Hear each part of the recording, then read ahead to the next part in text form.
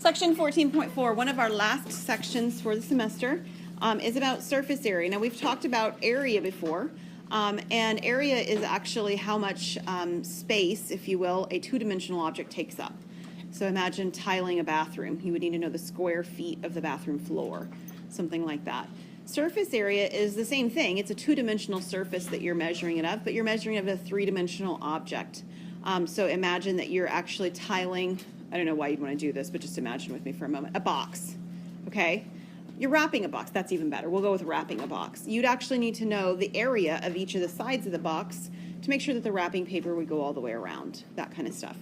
So surface area is the number of square units needed to cover a three-dimensional surface.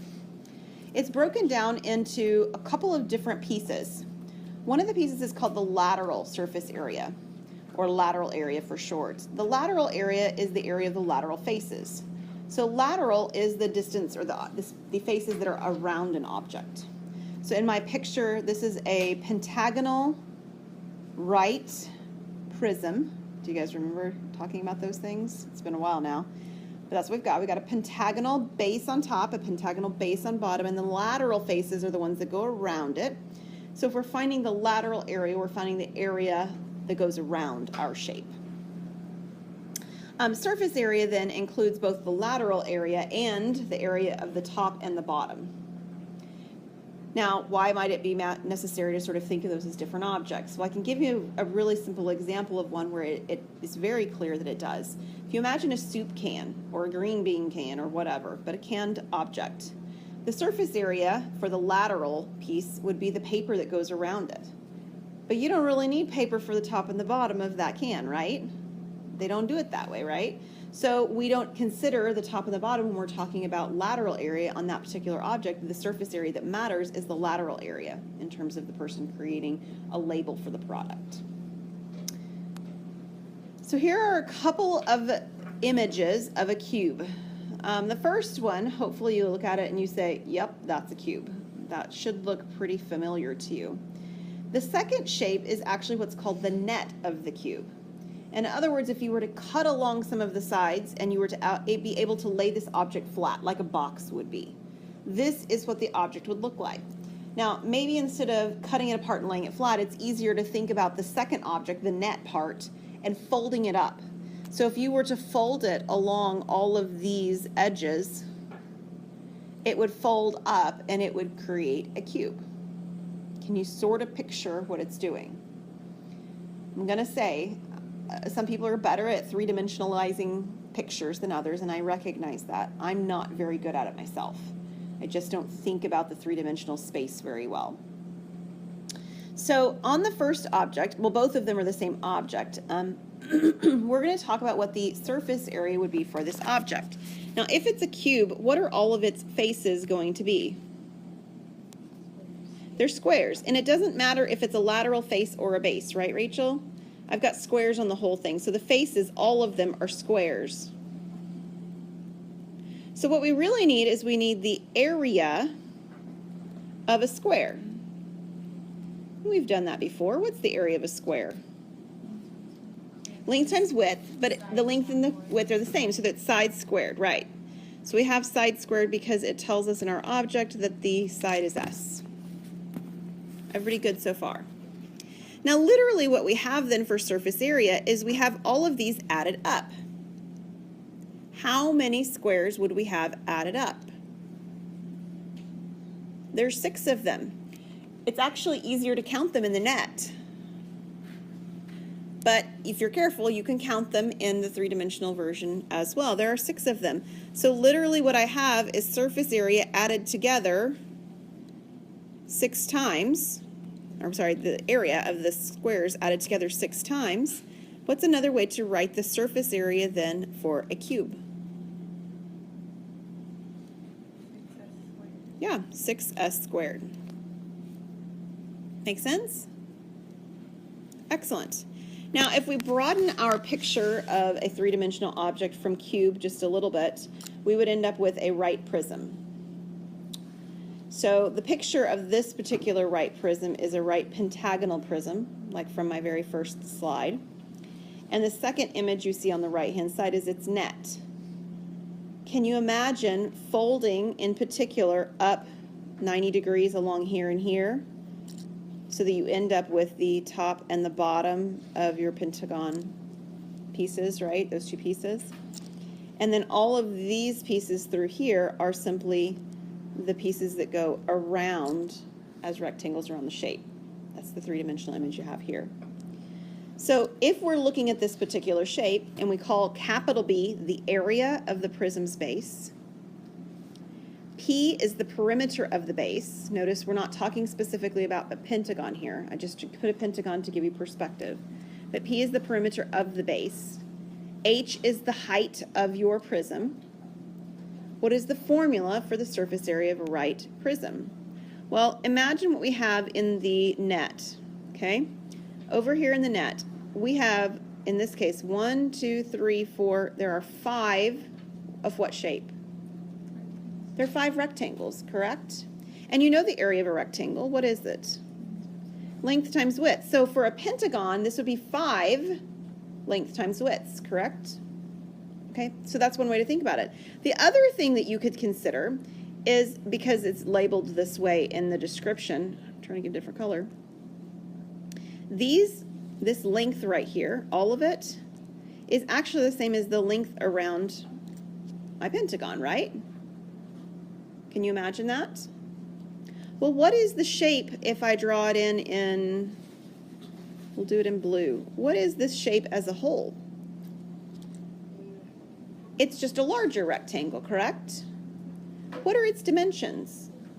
Like, how long is it? This one would be 5 of the widths, because, I mean, either way, but widths is what we sort of think of as that shorter distance right there. It would be 5 of them. Why 5? There's 5 sides because in this picture, I'm working with a pentagon, right? In general, would there be always 5 sides? No, not necessarily. But this blue length that I have now marked is the same as the orange length along the top, which is actually coming from the perimeter of your shape, isn't it? It's the perimeter of your shape all laid flat. So this blue rectangle right here, its area is actually the perimeter of your shape times the height of your prism. It's coming from this length-width formula. It's just labeled differently for the three-dimensional object that it's coming from. And to keep it as general as possible, they've told us that the base on the top and the bottom has an area of capital B. So there's 2 of those, right? Okay, so in general then, the surface area, that's not very good for color. The surface area for this object would actually be 2 of those bases, right, the area of them, plus perimeter times the height.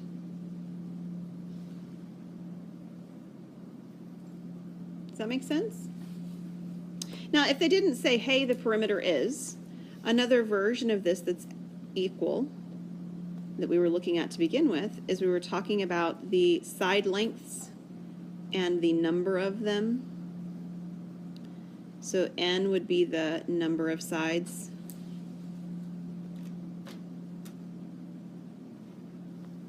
And s would be the side length itself. So if instead of telling you that you had a hexagon on the bottom and in the perimeter of the hexagon is 52, they actually told you the side lengths of all of the pieces, because they all match, you would have the same setup. It just would be expressed a little differently. All right, so we're going to do an example of one. What is this shape? Don't overthink it. What is it? Okay, so right rectangular prism, right? And it's wanting us to find the area, which means it's going to have this form that we did before. Yes? Now, you also could recognize that there's just a bunch of rectangles here. Did anybody see that to begin with? You didn't think right rectangular prism. You looked at it and you were like, well, I just see lots of rectangles. So you could actually do this from the perspective of lots of rectangles as well. And I think that might be the easier approach. Let me actually show you that, and then I'm going to show you how to use the formula that we just created for this purpose as well. So if you're thinking about this as lots of rectangles, let's start with the rectangle on the front of our box here. We'll use purple. Make it a little thicker. Okay, there's the front rectangle. And there's a second rectangle in this picture that's exactly the same as that one, correct? The back one.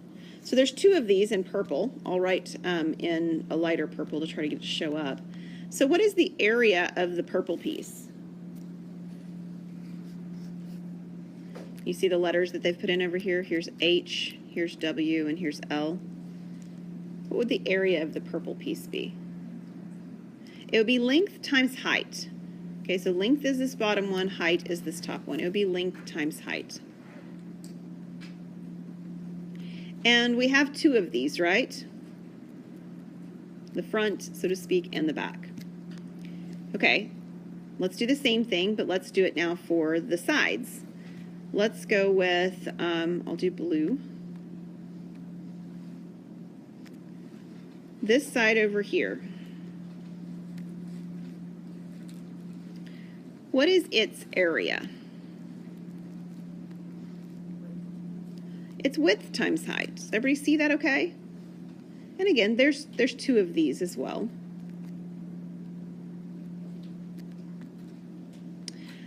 And then we have one more rectangle. Where is it? Don't be shy. Where is it? Yeah, the top and the bottom.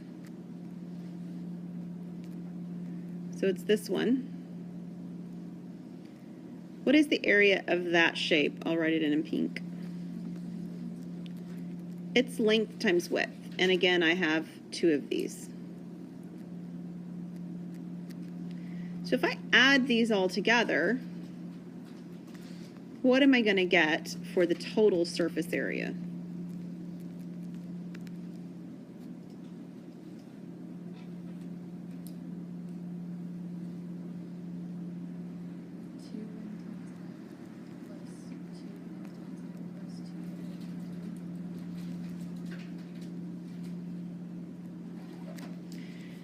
I don't know if I put them in the same order that you did, but I think I got them all in there.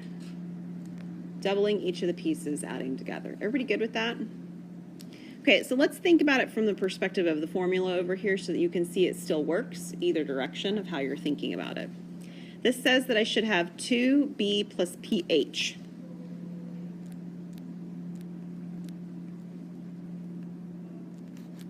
And that should be my surface area. Okay. Remember, B is the area of the base, and the base would be the shapes that are not the same in your picture. So looking in this picture, which shapes would I have that are different visually speaking? The way it's drawn, maybe I should clarify that. The way it's drawn is it looks like, they don't have them labeled this way, so this is kind of unfortunate, but it looks like that the top and sides are all of the rectangular part of it, and there's almost square-like shapes on the sides. I need a thicker pen, sorry.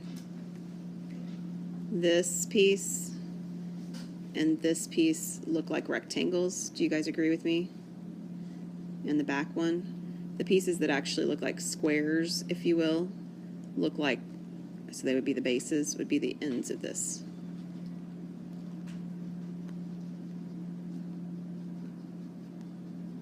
Is that okay with everyone for us to label it that way? Okay.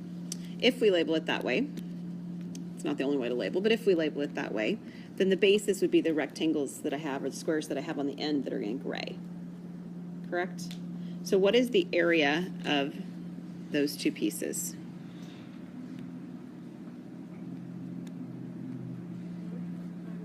Wow, that was a bad choice. Hang on a sec.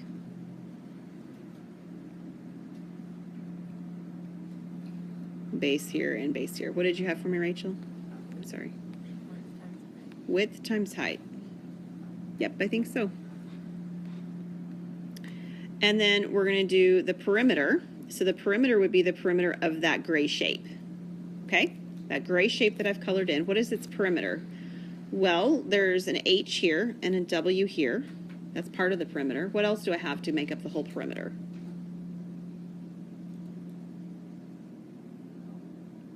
The top part right here, which is what? Another W. And this piece, another H, right? So the perimeter here is actually W plus H plus W plus H. Everybody good with that? Now, not to confuse the issue, which I probably already have, but the H right here is not the H in our problem. The H right here would be the H, the height of our prism, which would be this piece right here, which is what they're calling what? L. They're calling it L. So over here in our problem, the height of the prism, if the bases are on the sides, would be L. So let's see what we get when we simplify this out. This would be 2WH plus, I've got 2 W's here plus 2 H's here, times L.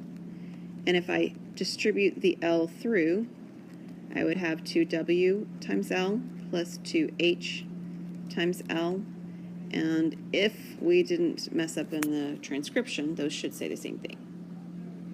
Does that look okay?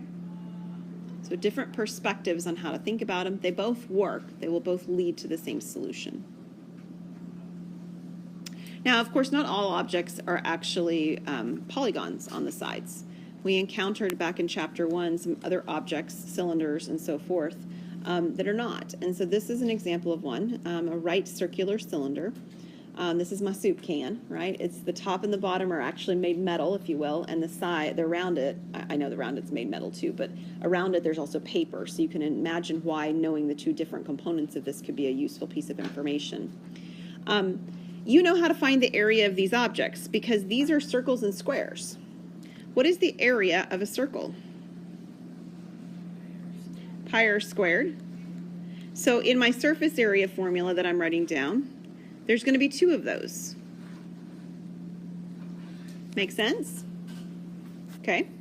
The other shape that we have here, whether you know how to find it or not at this point, is a what? It's a rectangle. And if you've ever peeled off the label of a water bottle or a soup can or whatever before, it is a rectangle, right? Yeah, it's a rectangle, and the height of it is whatever we have as the height of the can. In this case, it would be H. The perimeter, not perimeter, but the length of it would be the perimeter or the circumference around the original object.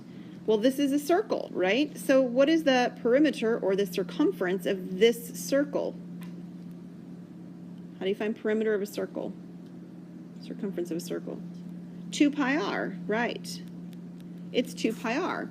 So that's why you're seeing the length of this rectangle as 2 pi r. It's because that's what you would get if you were to unfold, so to speak, the can. So the surface area is, or the area of the, around the lateral area is going to be 2 pi r times h. That's the labeling part, 2 pi r times h. So we're going to do one now with a soup can. A soup can has a diameter of 2 5/8 inches and a height of 4 inches. What is the area of the paper needed for the can's label if the label is to cover the lateral surface area? So if you don't, you don't have to draw the picture, but for some of us who are maybe less good at visualizing without a picture, it might be useful to draw one. Okay, let me try that again. Okay, there's 2 circles, and if I want to make a rectangle out of it, or a cylinder, excuse me, out of it, I can connect them. It's a pretty good cylinder if I do say so myself. All right, I can put some dimensions in here. It tells me that the diameter is 2 5/8 inches. Well, diameter goes all the way across the object, right? So there's sort of two issues with this. Fractions in terms of calculating things are probably not the most convenient for most of us to use. So you might want to change that into a decimal.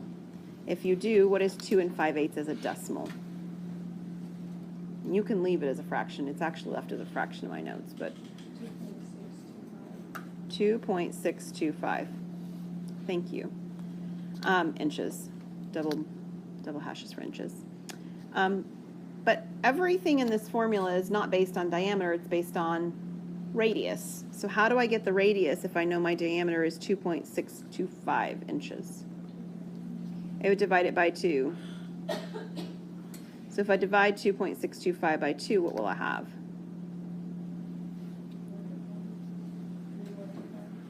1.3125? Okay, and in the end we'll round, but when we're working through a problem, we want to keep the decimals for as long as it is reasonably possible to do so. So we'll keep all 4 of those decimal points for now. Now, what part of this formula do we need? Do we need all of it, or do we need just part of it? The question asks us for the area of the paper for the can's label. We do just need part of it. Do you know which part of it, Alicia? The second half. This piece is the lateral area. This piece is the 2 bases. And actually, that's the same formula that I have over here. The 2 bases and then the lateral area. So the lateral area is written second in the formula that I'm working with. And so this is the piece that I need for what I've got on this problem. It's 2 pi r h. So I need my lateral area, 2 pi r h. I know r, I just found it. It was 1.3125.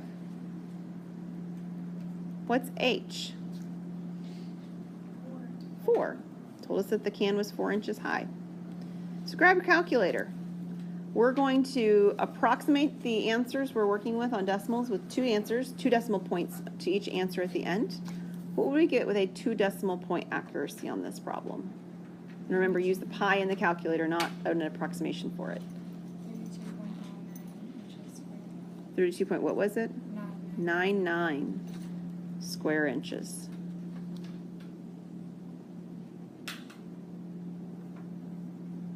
Everybody good with that? So this is kind of a small question, but when you're abbreviating inches, do you have to put the period after it? You don't have to. No, it doesn't matter. Okay. Let's take a look at another type of shape. Pyramids. I feel like we started the semester with lots of 3D shapes and we end the semester with lots of 3D shapes. We've got our pyramids. We're working with right pyramids just like we were working with right prisms, okay? In this pyramid, some noticing a few things. Surface area, again, is lateral area plus the area of a base, but there's only one area of a base, right? Pyramids only have one base. A couple of details. The little b is going to be the side length of the base. Do you see that down here? And L is not the height of the shape. That's H. The slant height is what L is called. And so basically it's like the height of a side if you were to actually walk up it, if you're imagining that. So if you were imagining climbing up the side of the shape, like rock climbing kind of thing, right? That would be the height you would be going. Is everybody good with that? There's a little bit of a difference. As you're calculating this, I'm not going to go through the derivation like how this comes about quite like I done the other ones. It's a little bit less clear. But what you'll notice is you have triangles on the sides, right? And the area of a triangle is 1/2 base times height. Well, the height is H. I didn't mean H, I meant L. L, right, on the triangle. And the base is B. So the area for this one right here is an area formula for a triangle. But how many triangles are there? 4 in this picture, because it's a square on the bottom. What if I had a pentagon on the bottom? How many triangles would there be? There'd be 5. So it's however many sides that the base has, correct? And the way that we write that down in general is we write down N as the, well, actually let me write it on the bottom. This is the number of sides of the base.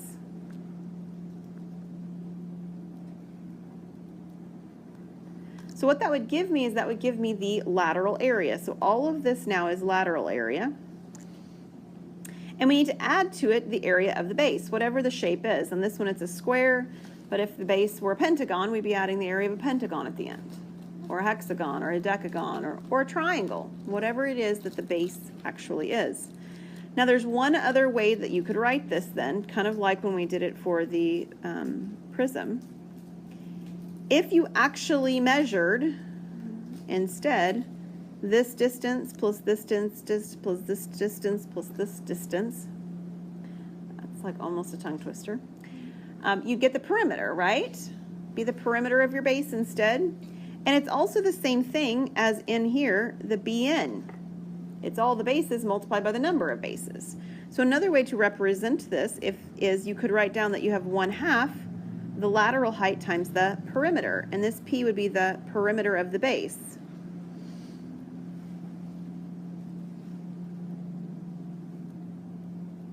And then of course you'd still have to add to it the area of the base.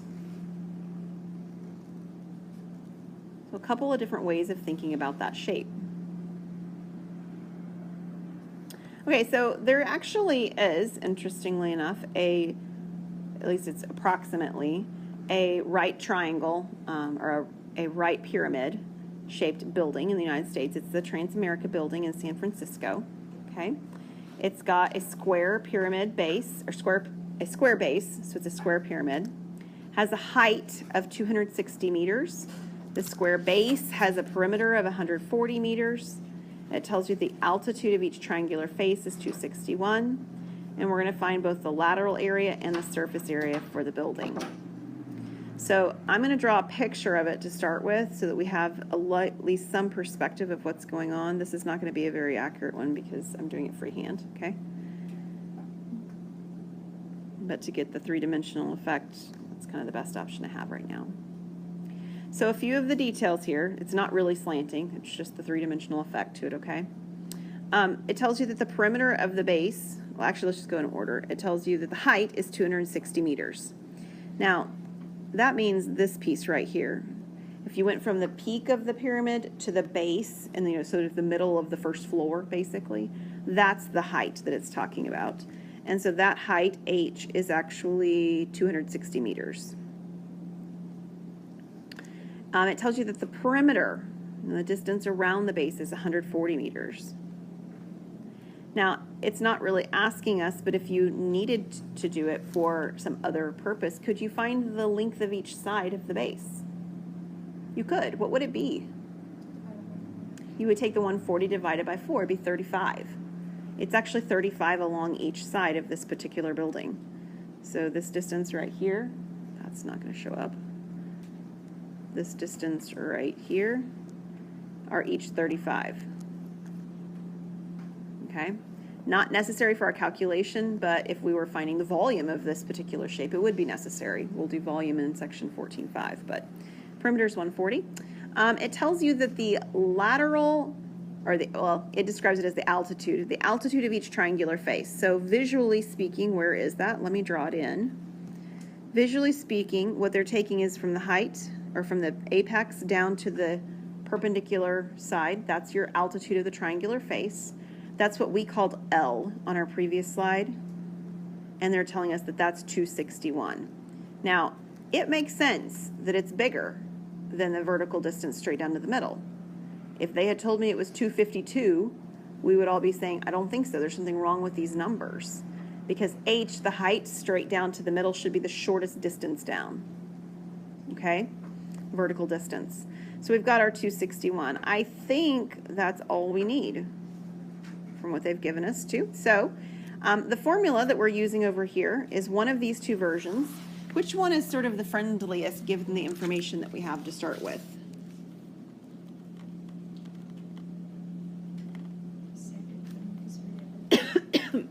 You got it, Tori. The second one, because we have perimeter that we're given. So our surface area formula that we're going to use is 1/2 LP plus B. Now, we know the L and the P, we don't know the B, but it's actually a good thing a moment ago that we actually found the length of a side of the base, because we need to find the area of the base, right? What is the area of this square at the bottom? How would I find it? I'd need to do length times width, or, 35 times 35 in this particular problem. Yeah, that's what I would do. Good. So the B part of this, capital B over here, remember, is the area, in our case, of the square.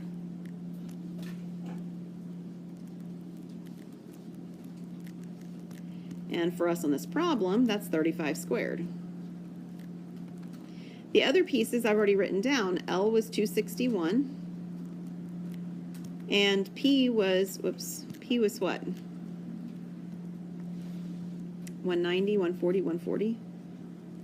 Everything was in the same units, right? Oh, good. Meters. That's wonderful.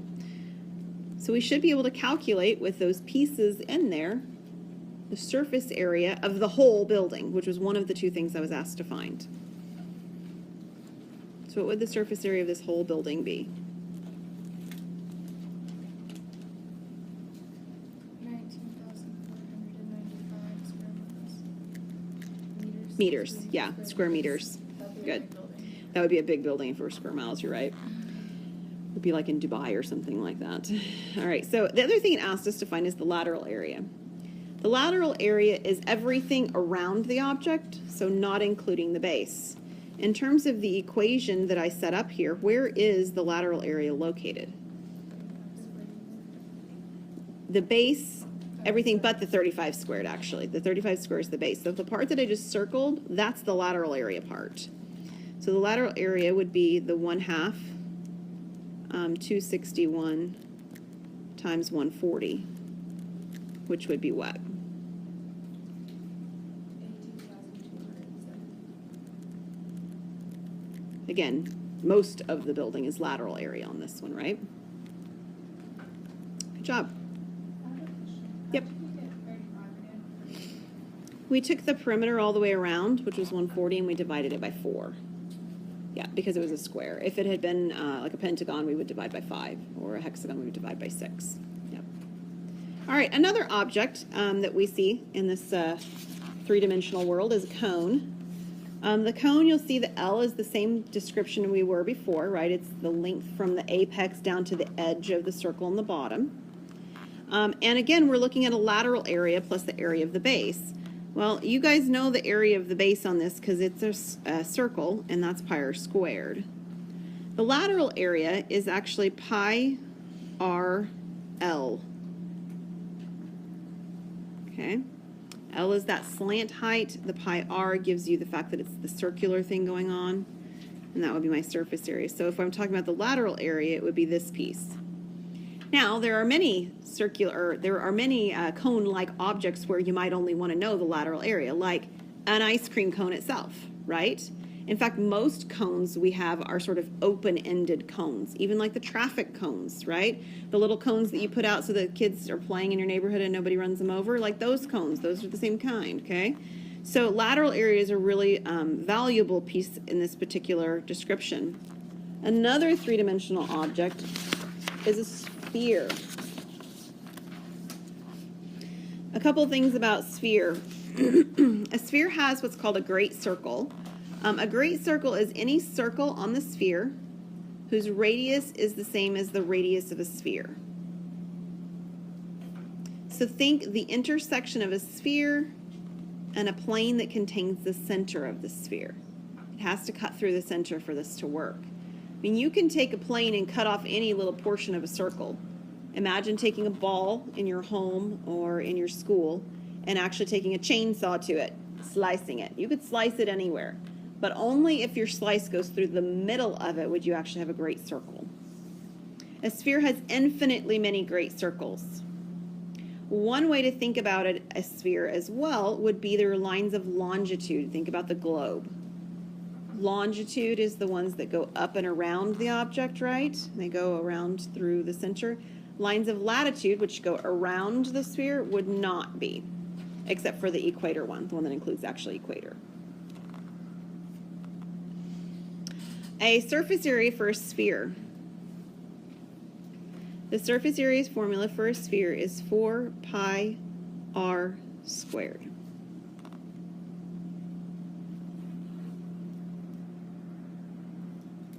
And our last example for the day will actually combine the sphere object with the cone object because, you know, we need ice cream cones and snow cones and things like that in our world. It's definitely important, right? You'd think it was more important if we're hot outside today. It's cold outside today, so you're kind of checking out on me. All right, so this is an ice cream cone. We're going to find its surface area. We're going to assume that we have a right circular cone on the bottom, and it's actually a hemisphere on top, okay? So this image kind of maybe fits a little bit more with the image of a snow cone where they actually put the circle on the top, not the, you know, cone shape on the top, but the circle on the top. So we have two shapes here. We have the lateral area of a cone, right? Plus we have half of a sphere. Is everybody good with that description first? Okay. So the lateral area for the cone, back on that previous slide over here, was the pi RL part. So my lateral area for the surface area total would be pi RL. And then we need half of the area for a sphere, and we just learned the area for the sphere, the surface area, is 4 pi r squared. So this is 4 pi r squared, and I'll have half of it. So if you want, you can simplify that before you start. So I've really got 2 pi r squared. The lovely things, oh, I wrote that down wrong. You guys are whispering instead of telling me already. That's what it should have said, right? Oh, we're just whispering about other things. Okay, fair enough. Pi RL. All right, so what is the R in our cone picture on the right? It's a 4. What is L? It's not 8. What is the 8 marking? The height. Do they give us L? No, but we can find it. How'd you find it, Rachel?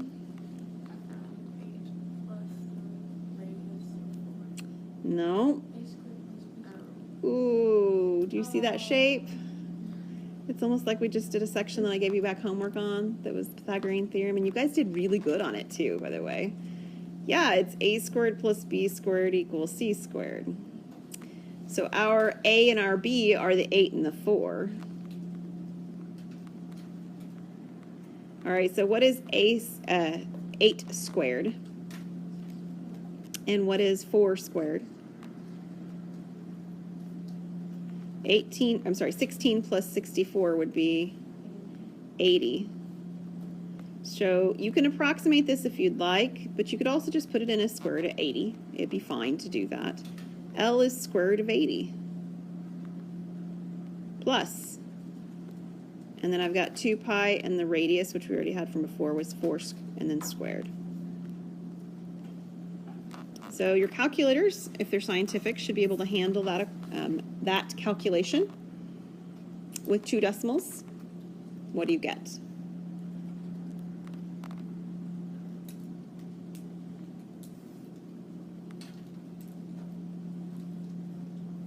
We can end class as soon as somebody gives me a number.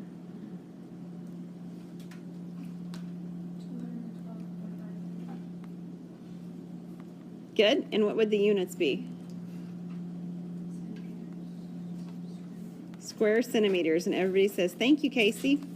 Awesome. Very well done.